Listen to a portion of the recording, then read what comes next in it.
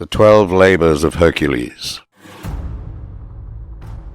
It seemed that history was repeating itself. Hercules had completed 7 impossible labors already, and his reputation was once more growing among both mortals and the gods. With the help of his friends, he had driven the mares of Diomedes to the sea. Yet Thracian soldiers, the Bistones, had attempted to reclaim the beasts. In order to repel this threat, Hercules had left the care of the horses to Abderos, but the creatures, black-haired and wild, had dragged his friend to his death. Hercules captured the horses, took them to Eurystheus, even founded the city of Abdera in memory of Abderos. Still, the truth remained. Once more someone close had died because of him. Hercules was once a hero, and heroes have further to fall. He had married Megara, the beautiful eldest daughter of King Creon, and together they bore children, at least 3, and perhaps as many as 8. But all was not perfect for Hercules. Despite his status as a great soldier and hero, he was not loved or admired by all. Hera, the queen of the gods, loathed him, because Hercules was born the bastard child of one of Zeus's numerous affairs. She cursed him, and in a state of momentary insanity, Hercules turned on his own family, slaughtering them. Too late, the goddess Athena arrived and knocked the madman unconscious with a stone. Hercules slept, but when he awoke and realized what he had done, he was distraught. In desperation, he vowed to kill one more person, himself. Yet his madness was Hera's fault. Confused, he consulted with Apollo. The god advised that he return to the kingdoms of Mycenae and Tiryns to serve as penance his hated cousin. Eurystheus would become his master for 12 long years.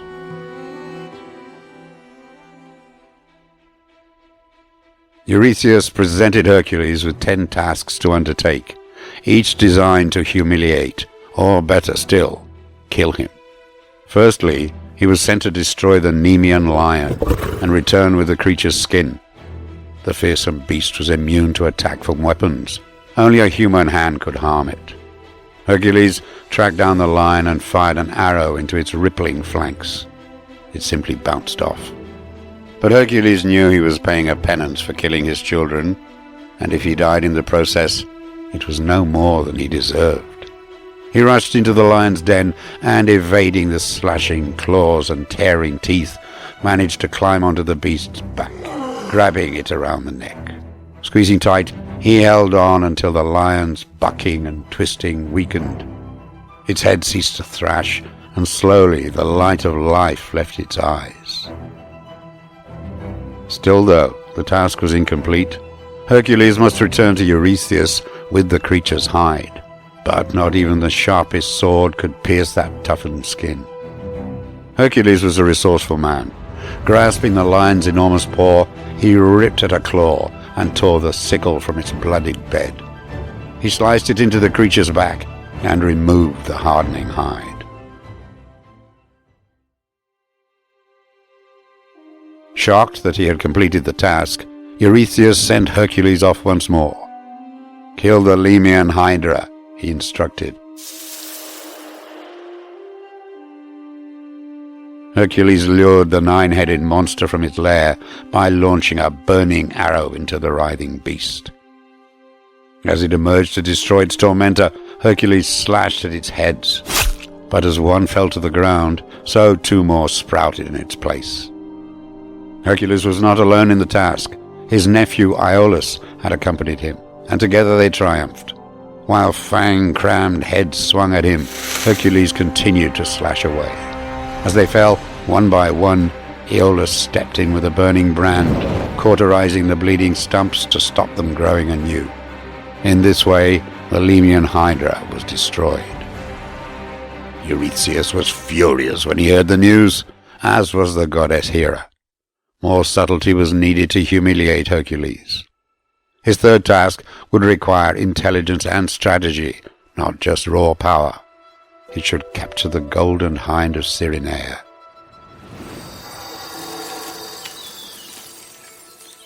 The gigantic golden horn creature could run faster than storm-driven clouds. It was also a sacred pet of the goddess Artemis, and Hercules tried everything to capture the creature unharmed. For a year he chased it across nations, and finally, desperately, felled the animal with an arrow. As he arrived at the palace with the injured beast on his shoulders, Artemis stopped him. Only when he explained the reason for capturing the hind did Artemis relent from issuing punishment of her own. She healed the hind, and, fully recovered, it bounded away with her before Eurystheus could take it as his own. Thus, Hercules completed his task, while the hind retained its freedom. Eurystheus was not finished. Next, he sent his cousin to capture the Erymanthian boar, a gigantic animal living on a mountainside. Humans, animals, buildings, all were crushed under its lumbering charges. But faced with a determined hunter such as Hercules, the boar ran until exhausted, and was easily captured. His fifth labor was an unusual one. Eurystheus demanded that the Augean stables, home to 1,000 cattle, be cleaned for the first time in 30 years. A humiliating task, surely made impossible by the instruction that the work be completed in just one day. Their owner, the crooked Augeas, offered Hercules 10% of his stock if he should succeed. Hercules surveyed the scene. Nearby the rivers of Peneus and Alpheus flowed. Muscles rippling, he shifted a rock, diverting the rivers.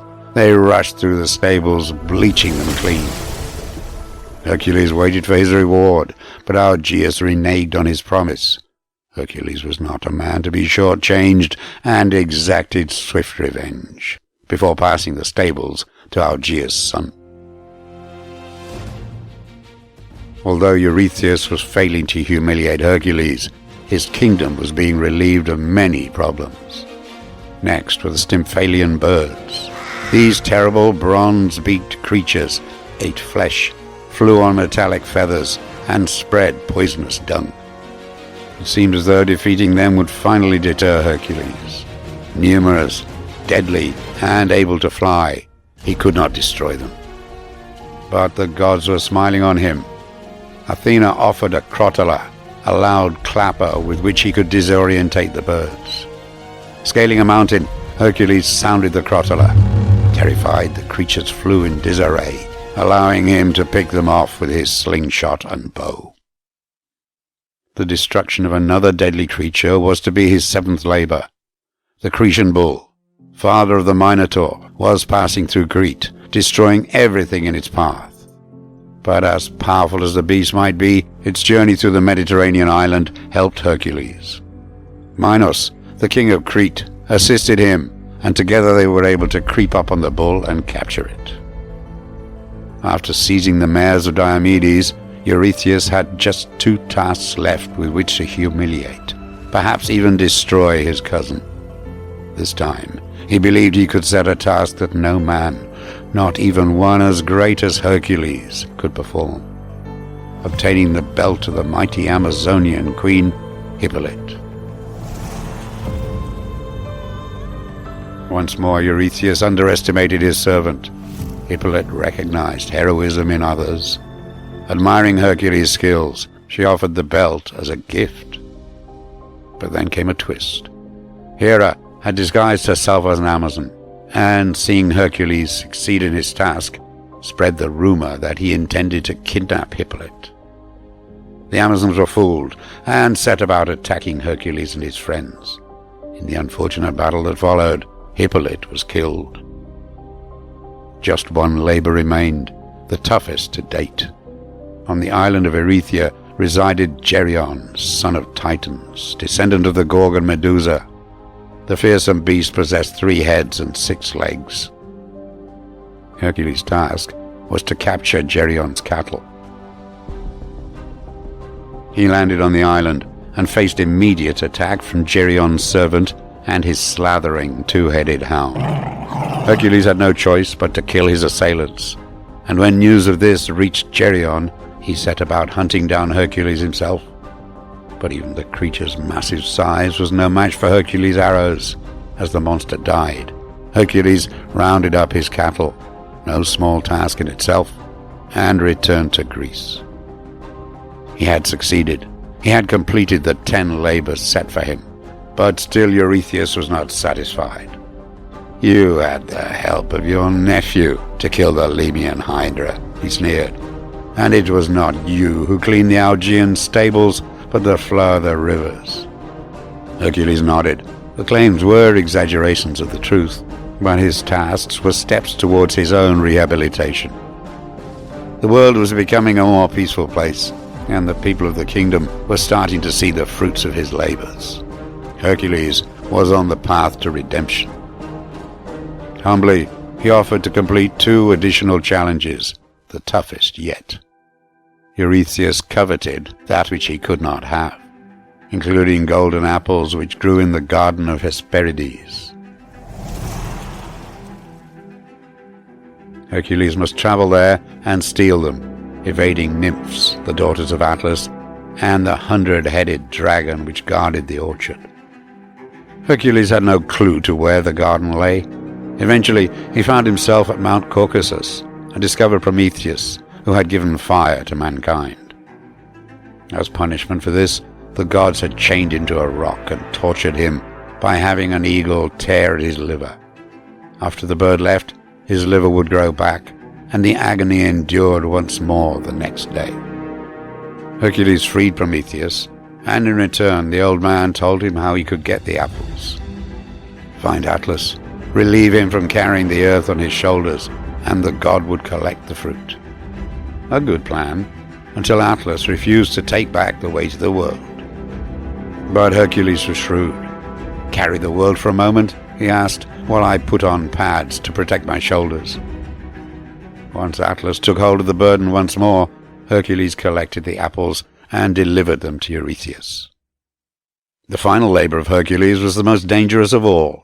He was charged with capturing Cerberus, guardian of the underworld. Cerberus was the most fearsome creature imaginable. Serpent-tailed, snakes writhing from its spine, its triple hound head slathering mercilessly. After many months, hardships and battles, Hercules came upon Hades, the god of the underworld, who promised he would give Cerberus to him if he could defeat the beast using just his own hands. And Hades was as good as his word. The fight was fearsome, Hercules enduring deep wounds from the teeth of the hounds, poison from the snakes, and slashes from the serpent tail. But his faith was true, his spirit unbroken, and his search for redemption so strong that Cerberus was defeated, and Hades sent the creature with Hercules to Eurystheus. The labors were completed. Hercules was redeemed. There was more. Zeus, his father, was so proud that he decreed that upon Hercules' death he would become immortal. Hera, too, realized that she had underestimated the man. It was not his fault. He was the result of one of his father's illicit liaisons. She forgave him for being who he was, and presented her daughter, Hebe, to become his wife. Hercules could begin his life once more.